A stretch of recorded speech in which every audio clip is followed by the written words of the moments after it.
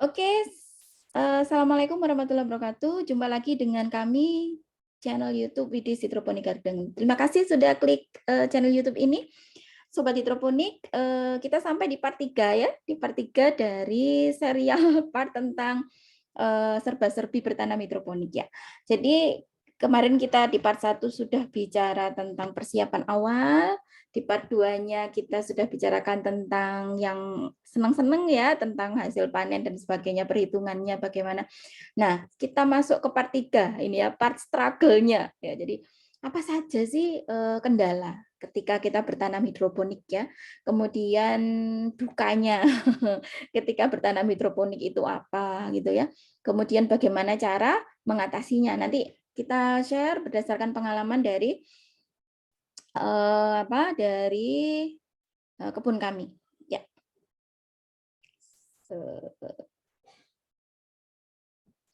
Kita buka di sini. Ya. Jadi secara umum ya kendala yang kita hadapi itu yang pertama dan paling utama itu adalah hama. Jadi hama ini nanti juga berkaitan dengan cuaca. Jadi cuaca atau apa namanya musim ya. Setiap musim itu jenis hamanya berbeda. Seperti musim sekarang ini kebetulan kita ada di bulan Juli ya, Juli Agustus ini udah mulai kering, hawanya banyak angin ya, sehingga banyak sekali kutu bertebaran, kutu daun ya, kutu daun ya. Nah, kalau misalnya kebun kita sudah terlindungi dengan greenhouse ya, itu relatif lebih aman. Tapi ini kersane ngalah ya, qadarullah itu greenhouse kami satu terkena apit ya, terkena kutu daun juga. Jadi hari ini tadi Pak Wid nganu apa steril steril apa modul ya, steril satu greenhouse. Jadi harus disteril, kemudian diistirahatkan 1 minggu dulu, baru kemudian ditanami lagi. Nah, itu ya hama. Selain itu juga yang paling cepat ya hama selain kutu ya itu hama itu adalah ulat ya. Ketika musim kupu-kupu ya sebentar lagi nih ya, ini sudah mulai muncul ya kupu-kupu berterbangan. Nah, itu nanti bisa suatu saat tiba-tiba di dalam sayur kita ada ulatnya. Ulat itu cepat sekali makan daunnya sobat hidroponik.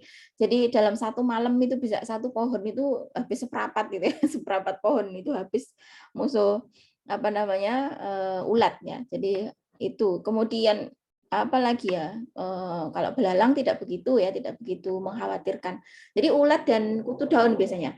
Atau mungkin nanti ketika masuk musim kemarau nanti ada leaf miner ya. Jadi semacam hama kecil itu yang memakan klorofil tumbuhan dan memberikan bentuk yang tidak menarik itu ya bagi daun, pada daunnya itu akan ada garis-garis warna pucat gitu ya daun sayurnya, sehingga ya kayak kita melihatnya aja udah nggak berminat untuk mengkonsumsi gitu ya.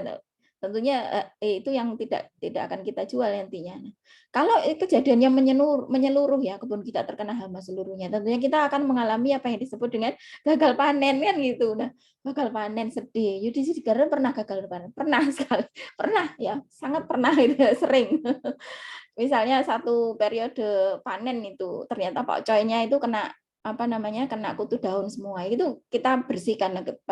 Sebenarnya kutu daun itu kita bersihkan dengan air mengalir itu dia akan copot sendiri atau berjatuhan sendiri dan bisa bersih ya. Tapi ya telaten-telatenan ya, duluan sama kutunya, lebih cepat mana dibersihkan airnya atau lebih cepat dia menyebarnya gitu ya. Nah, itu. Kemudian kalau sudah terkena ulat, nah ulat itu juga membuat daun menjadi tidak menarik sehingga kita sudah tidak bisa menjual ya dari sisi penampilan. Kalau sudah bolong-bolong itu banyak yang bolong, banyak yang sobek gitu kan. Enggak tega ya kita mau jual. Akhirnya siapa ya jatahnya ikan kan itu, jatahnya ikan di kolam gitu. Itu ya, jadi hama dan cuaca. Nah, ini yang perlu kita antisipasi betul. Jadi cara kebun kami untuk bisa mengantisipasi salah satunya adalah tentunya dengan menggunakan pestisida. Nah, pestisida yang kita pakai di sini adalah kita petani hidroponik sudah komitmen bahwa kita tidak memakai pestisida kimia.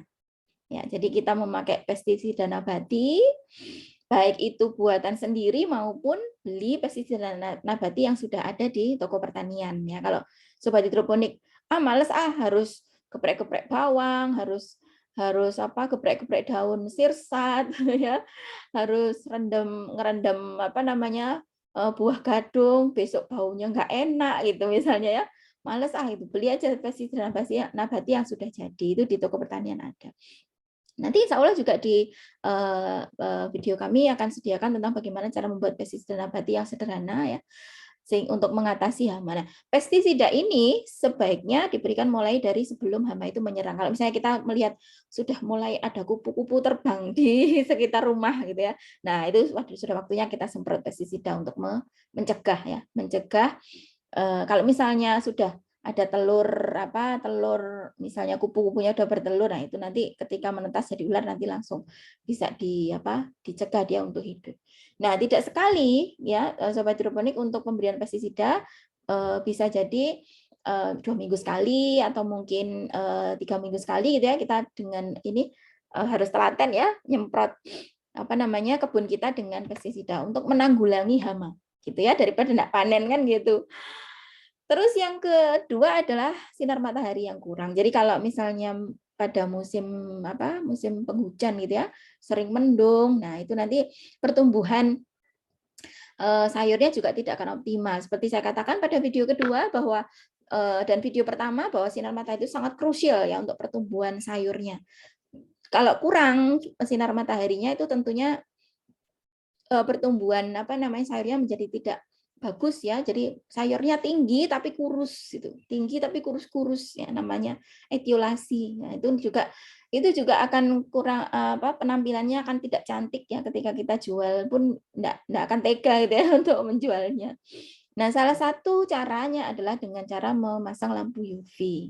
Satu kendala lagi, lampu UV itu harganya relatif menengah ke atas. Jadi kita sendiri di kebun kami juga masih beberapa spot saja yang kita pasangi lampu UV ya, yang ada di bagian modul peremajaan. Jadi di kebun kami ada lokasi pembibitan, ada instalasi peremajaan dan instalasi pendewasaan atau pembesaran. Nah, yang di instalasi peremajaan itu yang wajib kita berikan lampu UV. Kenapa? Karena pertumbuhan bagus tidaknya pertumbuhan sayur itu sangat ditentukan oleh saat perkembangan masa remajanya.